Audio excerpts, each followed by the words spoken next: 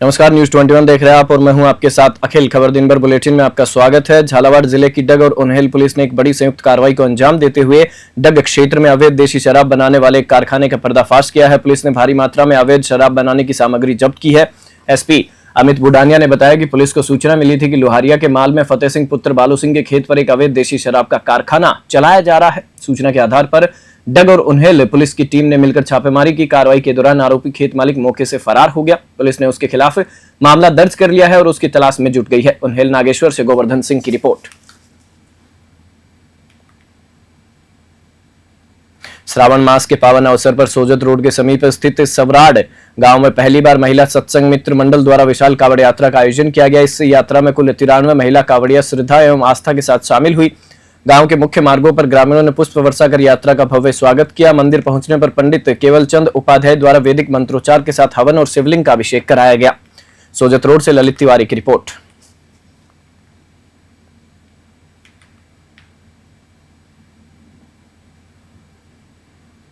भारतीय किसान संघ तहसील शाखा खुइया का 2 दिवसीय कार्यकर्ता अभ्यास वर्ग खुइया के पास स्थित गुरु गोरखनाथ डेरा थिराना सिरंगसर में शुक्रवार 1 अगस्त को विधिवत रूप से ध्वजारोहण के साथ शुरू हुआ। इस कार्यक्रम में हनुमानगढ़ जिला अध्यक्ष प्रताप सिंह सुड्डा, संभाग कार्यकारिणी के चतर सिंह, स्वयंसेवक संघ के खंड कार्यवाह कमल कुमार शर्मा, जिला उपाध्यक्ष तेजपाल मटोरिया ने द्वीप प्रज्वलित कर कार्यक्रम का शुभारंभ किया। 2 दिवसीय इस अभ्यास वर्ग के पहले दिन प्रदेश संभाग और जिला पदाधिकारियों ने विभिन्न गांवों से आए किसानों को खेतीबाड़ी से जुड़ी कई महत्वपूर्ण जानकारियां दी।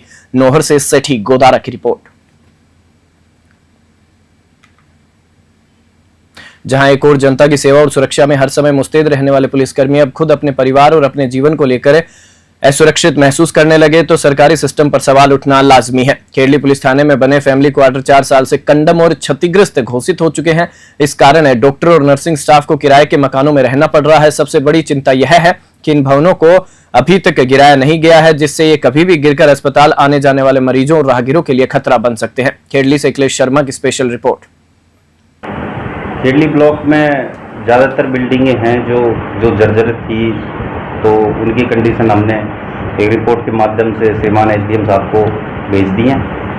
और दो थे, एक तो अस्पताल की आवासीय बिल्डिंग है और एक पुलिस थाने की आवासीय बिल्डिंग है। पुलिस थाने की आवासीय बिल्डिंग तो 2021 में, जुलाई 2021 में उनको तो कंडम घोषित कर दिया है, लेकिन श्रीमान एसडीएम साहब के आदेश अनुसार हम 26 तारीख को वहाँ गया, मैं और मेरे जयन साहब। तो वहाँ देखा कि वहाँ कुछ लोग फैमिली लोग रह रही थी, तो हमने एसएचओ खेड़ली को पाबंद किया है कि भाई कोई भी दुर्घटना हो सकती है तो इस हेतु उन्हें खाली करवाएं। रही बात अस्पताल की, राज के ब्यावर जिले में चल रहे सघन अभियान के तहत पुलिस को बड़ी कामयाबी मिली है। एसपी रतन सिंह के निर्देशन में कुख्यात अपराधी मोखम सिंह को देर रात उसके घर से दबिश देकर गिरफ्तार कर लिया गया। मोखम सिंह प्रदेश के 25 मोस्ट वांटेड अपराधियों में शामिल था और लंबे समय से फरार चल रहा था। मुखबिर से प्राप्त सूचना के आधार पर गठित पुलिस टीम ने बेहद रणनीतिक तरीके से कार्रवाई को अंजाम दिया। इस अभियान का नेतृत्व अतिरिक्त पुलिस अधीक्षक भूपेंद्र शर्मा ने किया। मोखम सिंह पर कई संगीन अपराध दर्ज है और वह लंबे समय से पुलिस की पकड़ से बाहर था। उसकी गिरफ्तारी से क्षेत्र में अपराध नियंत्रण को बल मिलेगा। एसपी रतन सिंह ने टीम की सराहना की और प्रदेश स्तर पर टीम को सम्मानित करने की अनुशंसा की। ब्यावर से सौरभ माथुर की रिपोर्ट। राज्य स्तर पर जो बदमाशान और जो हार्डकोर अपराधी है, उनकी गिरफ्तारी के लिए पुलिस मुख्यालय से विशेष निर्देश है कि जो भी टॉप के वांछित अपराधी है उनकी धरपकड़ के लिए अभियान चला जाए। तो इस संबंध में जो प्रदेश स्तर के टॉप 25 हार्डकोर बदमाश है, उनमें एक मोखम सिंह हमारे यहाँ का हिस्ट्री शीटर है, जिसके ऊपर 65 से अधिक मुकदमे दर्ज है, जिसमें से करीब 20 में उसको सज़ा भी हो चुकी है और करीब 8 मुकदमों में विचाराधीन है। डीग जिला कलेक्टर उत्सव कौशल ने शुक्रवार को कुम्हेर उपखंड में स्थित कस्तूरबा गांधी बालिका छात्रावास का अचानक निरीक्षण किया। इस दौरान उन्होंने छात्रावास की व्यवस्थाओं का जायजा लिया और कई महत्वपूर्ण निर्देश दिए। कलेक्टर ने छात्रावास के मुख्य द्वार के पास रखी अनुपयोगी निर्माण सामग्री को तुरंत हटाने का निर्देश दिया। उन्होंने परिसर में साफ सफाई रखने और जल भराव को रोकने के लिए व्यवस्थित जल निकासी की व्यवस्था करने के निर्देश दिए। कलेक्टर ने छात्राओं से बात करके उन्हें मिल रही सुविधाओं के बारे में जानकारी ली। निरीक्षण के दौरान जिला शिक्षा अधिकारी और ब्लॉक शिक्षा अधिकारी भी मौजूद रहे। डीग से पंकज शर्मा की रिपोर्ट।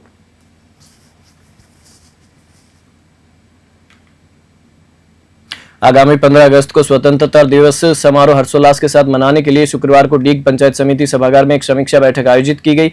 जिला कलेक्टर उत्सव कौशल की अध्यक्षता में हुई इस बैठक में समारोह को सुनियोजित तरीके से आयोजित करने के लिए विभिन्न विभागों के अधिकारियों को जिम्मेदारियां सौंपी गई। अतिरिक्त जिला कलेक्टर देवी सिंह ने बताया कि मुख्य समारोह किशनलाल जोशी राजकीय उच्च माध्यमिक विद्यालय में आयोजित किया जाएगा। कलेक्टर ने विभागवार तय की गई जिम्मेदारियों की व्यवस्थाओं की जानकारी लेते हुए समुचित प्रबंधन के निर्देश दिए। डीग से पंकज शर्मा की रिपोर्ट।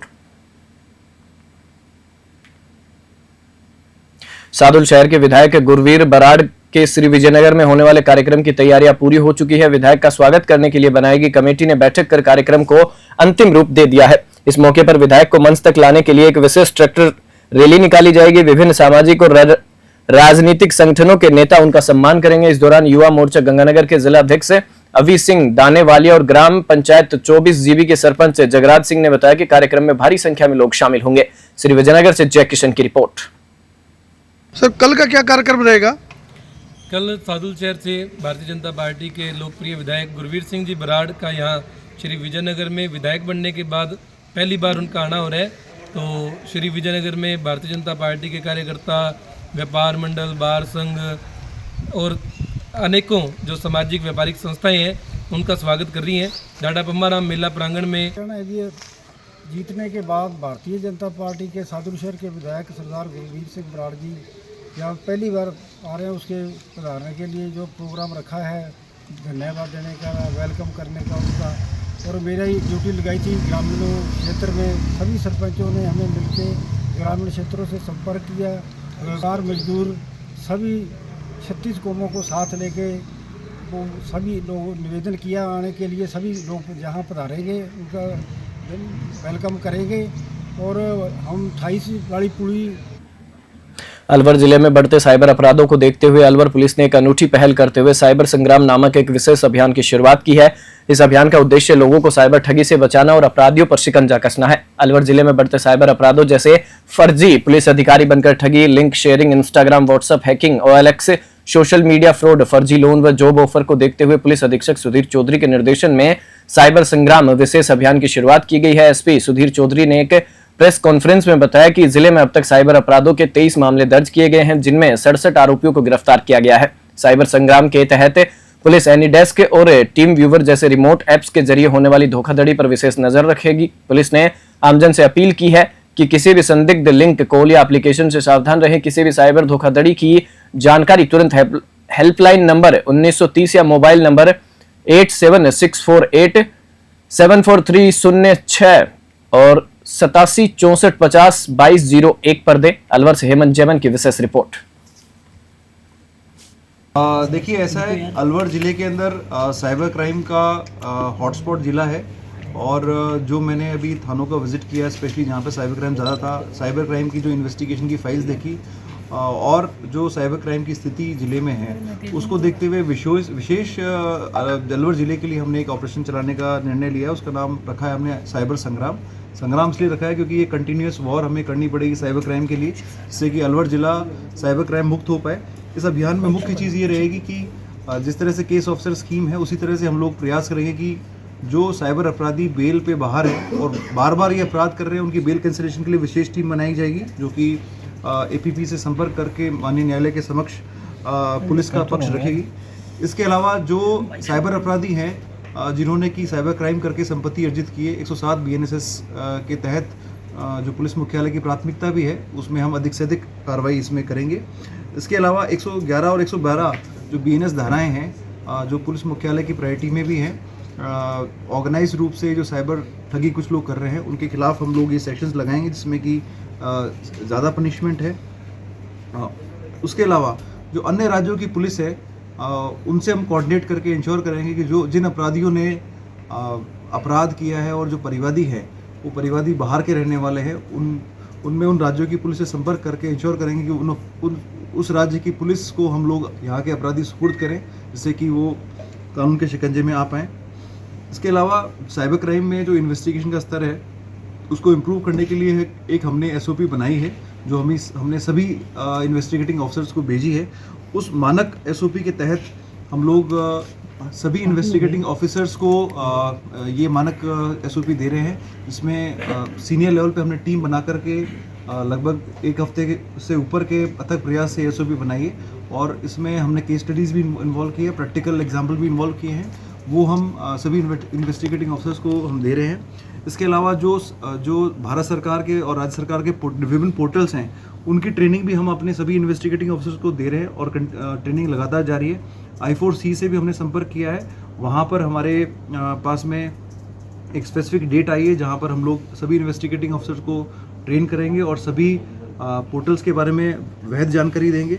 इसके अतिरिक्त एक गोपनीय नंबर 8764874306 हमने जारी किया है, जहाँ पर साइबर क्राइम के संबंध में कोई भी गोपनीय जानकारी आमजन से हमारी अपील है कि हमारे साथ साझा करें, चाहे से वो किसी साइबर ठग के द्वारा संपत्ति अर्जित करने का मामला हो, चाहे से किसी साइबर ठगी का मामला हो, चाहे से पुलिस के द्वारा कार्रवाई नहीं किए जाने की कोई शिकायत हो, या फिर कोई अन्य राज्य का व्यक्ति हो जिसके जो है यहाँ के साइबर ठग द्वारा ठगा गया हो, या फिर कोई अन्य स्टेट की पुलिस की भी अगर मान लो कोई समस्या है तो साइबर क्राइम के संबंध में इस नंबर पर संपर्क करेगा तो हम लोग उसको गंभीरता से लेंगे और अच्छी कार्रवाई करेंगे। सर अभी इतना वॉच कर लिया अब तक जिसके अनुसार आपको तुरंत आते ही अभियान चलाना पड़ा। देखिए ऐसा है कि इससे पहले भी मैं एसपी साइबर क्राइम रहा हूँ, मुझे पूरा अनुभव है कि साइबर क्राइम के जो हॉटस्पॉट है उसमें अलवर एक ज़िला है और देश के 4-5 जो इम्पोर्टेंट क्रिटिकल हॉटस्पॉट हैं उसमें अलवर का नाम है।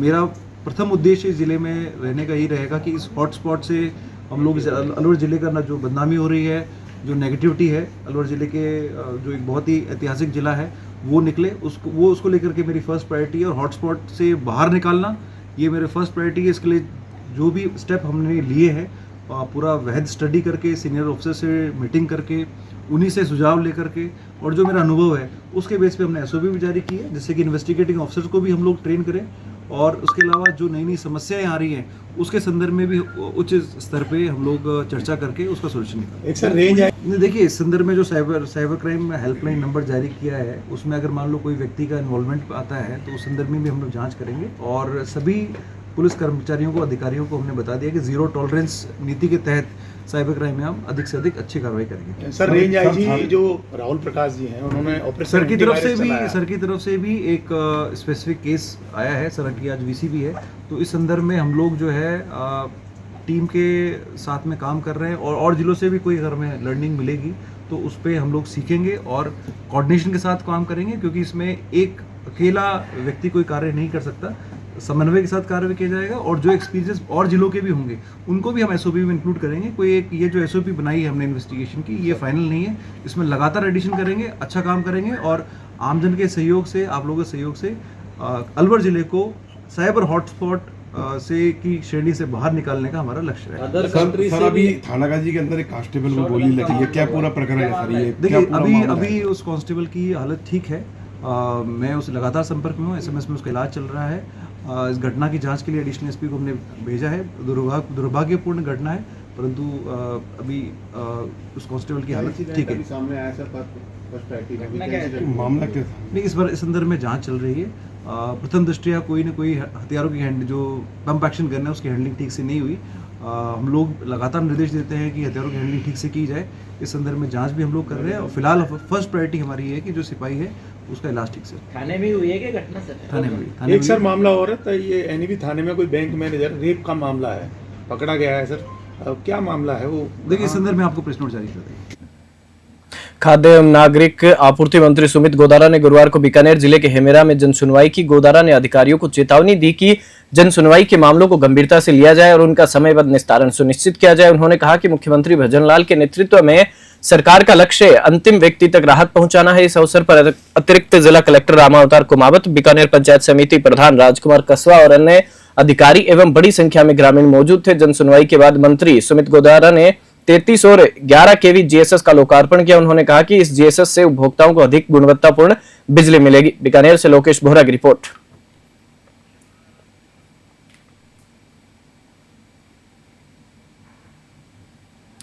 करौली जिले में एक 9 साल की बच्ची के साथ दुष्कर्म के मामले में पुलिस ने महज 3 घंटे के भीतर ही आरोपी को पकड़कर बड़ा खुलासा किया है।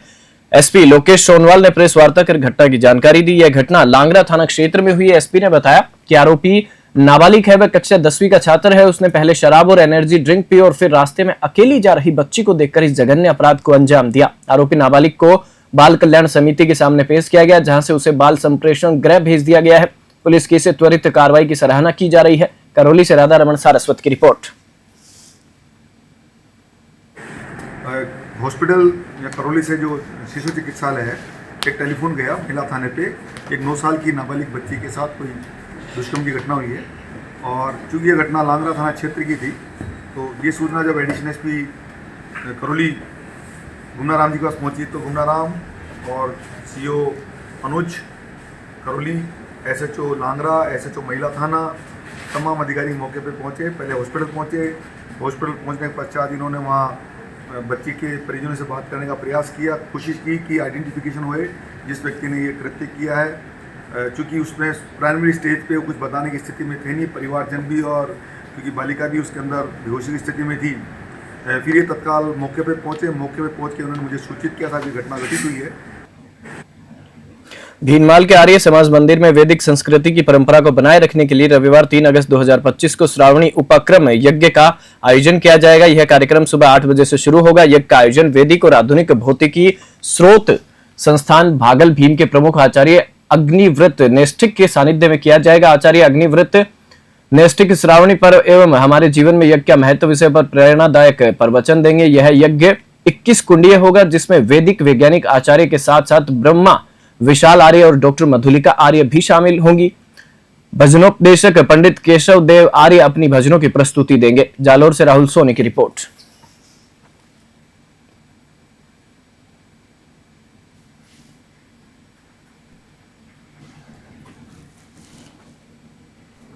बुलेटिन में फिलहाल इतना ही। आप देखते रहिए न्यूज़ 21।